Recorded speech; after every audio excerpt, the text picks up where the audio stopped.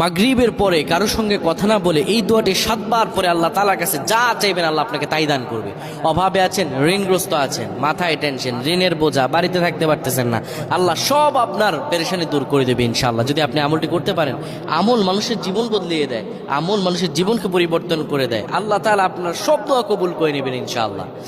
মাগরিব নামাজের পরে কিবলামুখী হয়ে থাকবেন, কারোর সঙ্গে কথা বলবেন না, কারোর সঙ্গে কথা না বলে কিবলামুখী হয়ে আপনি পড়বেন আল্লাহুম্মা আজিরনা মিনান নার, আল্লাহুম্মা আজিরনা মিনান নার, আল্লাহুম্মা আজিরনা মিনান নার। যদি এটি আপনি মাগরিব নামাজের পরে কারোর সঙ্গে কথা না বলে পড়ে 7 বার পরে দুটি হাত তুলে আল্লাহর কাছে দোয়া করেন, আল্লাহ জাহান্নামের আগুন থেকেও বাঁচাবেন এবং আল্লাহ আপনার সব দোয়াগুলো কবুল আর মঞ্জুর করে নেবেন। আল্লাহুম্মা আমিন।